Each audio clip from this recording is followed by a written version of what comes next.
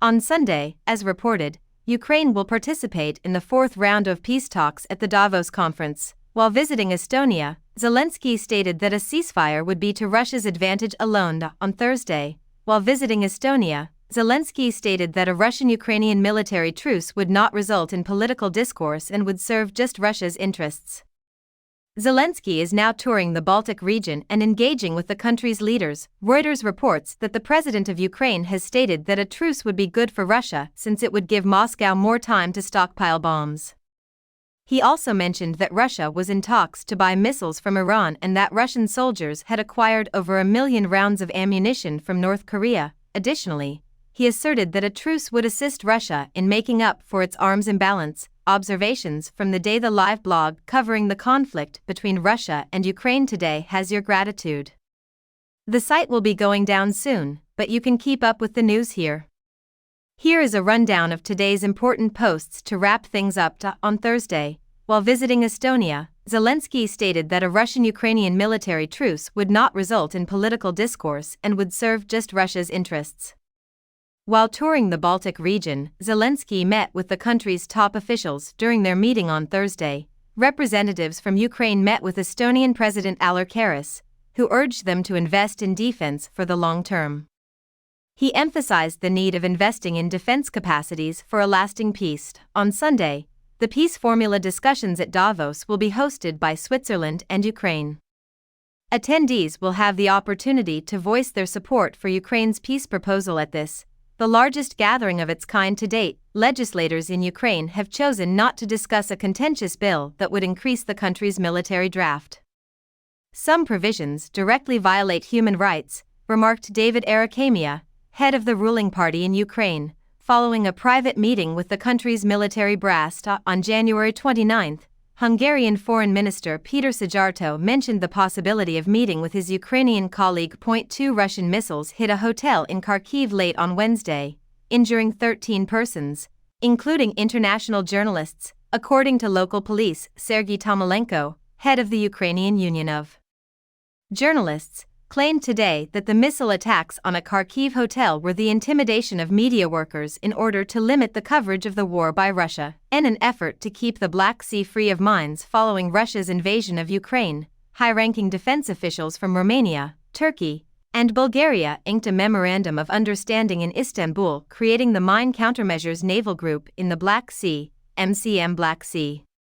Sergei Udaltsov, a Russian left-wing activist, was questioned on suspicion of terrorism, according to his lawyer. During an exhibition in Moscow on Thursday, Governor Vyacheslav Gladkov stated that the Belgorod area, which borders Ukraine, is experiencing hard times as a result of the recent deadly bombardment by Kyiv. On Thursday, Putin's close associate and deputy chair of Russia's Security Council, Dmitry Medvedev, warned that a nuclear retaliation from Moscow was possible in the event that the Ukrainian military attacked Russian missile launch facilities using U.S.-supplied weaponry. With a new emphasis on equity, the private investment arm of the World Bank has raised over $1 billion to help rebuild the private sector in Ukraine, since Kim Jong-un's administration is supplying Russia with rockets capable of delivering an atomic bomb.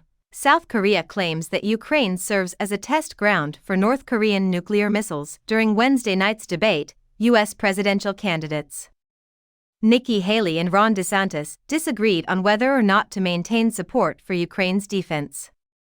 Haley was accused by DeSantis of seeking an open-ended commitment of U.S. money and armaments, while DeSantis implied that it was not a key U.S. priority. The importance of the U.S.'s backing for Ukraine and the need to end Russia's aggression were both emphasized by Haley. According to her, there is no need to prioritize either the U.S.-Mexico border or Ukraine. The safety of the United States is at stake here. The goal here is to avoid conflict. Moscow claims Washington is attempting to coerce European nations into supporting the freezing of Russian assets so that they can contribute to Ukraine's reconstruction efforts. Dmitry Peskov, spokesman for the Kremlin, was reacting to a story that appeared in Bloomberg on Wednesday. Neo-American Nazis no longer consider supporting Ukraine to be an honorable cause. Many in the U.S. far-right underground are strongly condemning the war in Ukraine, which was once a haven for American radicals, and warning their followers to stay away. The conflict has been going on for 2 years. As the Ukrainian government has begun to prioritize defense, its citizens have been erecting barriers and digging trenches. On Wednesday, Reuters journalists went to an unannounced site in the Chernihiv district, close to the Russian border, to see trenches being dug with shovels and an excavator, in order to protect itself from potential dangers in the future. The European Union's commissioner in charge of the internal market and essential raw commodities has stated that the yearly defense budget should be multiplied by 10. According to Thierry Breton, the European Union is well aware of the demands brought about by Russia's aggression in Ukraine, but it must also be wary of a possible erosion of U.S. backing for European defense, a trend that began under Obama and was intensified by the Trump administration. All we need to do is ensure that we are ready for anything that may happen. Russia is a major issue for us, he stated, adding that Europe's ammunition supply must be on level with Russia's. Our capability has to be significantly improved. I am pushing this really hard, he stated. Just 2 days prior to his comments, he had disclosed that in 2020, he had informed EU leaders that the US would never come help in the event of an attack on Europe, according to Breton, who spoke to reporters after sharing the story with European Parliament members. It was one of 2 triggers that made member states seriously consider a new strategy for defense on the continent. Ukraine was the first spark, and the possibility of Trump's return to the presidency was the second. For many member states, Trump was very vocal in the way he saw Europe, the way he saw NATO continuing, Breton told reporters, adding that Trump had made his views known publicly on multiple occasions. Defense and security are likely becoming increasingly our responsibility alone.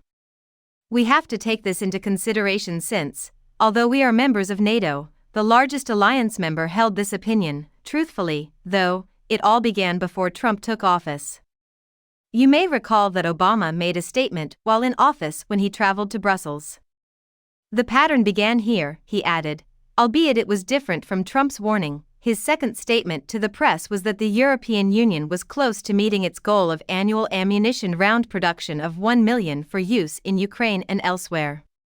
He did, however, sound the alarm that certain member states were failing to do enough to encourage their manufacturers to reroute goods bound for other nations to domestic reserves. Press freedom fights for a more equitable society. We at The Guardian are unfettered in our reporting on global events since we are not owned by a billionaire. Consequently, we are never influenced or manipulated by anyone. If you want to know what happens next in a narrative as it happens, this live blog is just like any other. For over 20 years, we have been producing live blogs, in which we have covered a wide range of topics, including major political events, war and conflict, natural catastrophes, sporting events, and more, plus, millions of others have read them thanks to our efforts to ensure that all Guardian journalism remains free and accessible. The people, power, and politics of our globe can be better understood with access to reliable news. But the kindness of readers who can afford to pay for news is what allows us to continue this important work. With as little as $2 a month, we would really appreciate your support. You can get it up and running in about a minute. Much obliged. If Ukraine attacks missile launch facilities, Russia's Medvedev threatens a nuclear reaction, Moscow may respond nuclearly, according to a top Putin ally who warned on Thursday, if the Ukrainian military used US and ally-supplied weaponry to attack Russian missile launch sites inside Russia. Some Ukrainian military commanders are contemplating attacking Russian missile launch facilities with long-range missiles given by the West, according to Dmitry Medvedev, a former Russian president and current deputy chair of Russia's Security Council, Reuters. Not only did he refrain from identifying the commanders or providing any specifics about the purported plot, but Ukraine also showed no immediate reaction to his warning. The comments made by Medvedev on Telegram are as follows: I don't understand. This could only lead to one thing. They could be in violation of paragraph 19 of Russia's nuclear deterrent policy principles. This needs to be kept in mind. In paragraph 19 of Russia's 2020 nuclear doctrine, the circumstances under which a nuclear weapon could be considered by the Russian president are outlined. These include, but are not limited to, situations where the state's very existence is threatened, attacks involving nuclear or other WMD, or the use of conventional weapons against Russia. According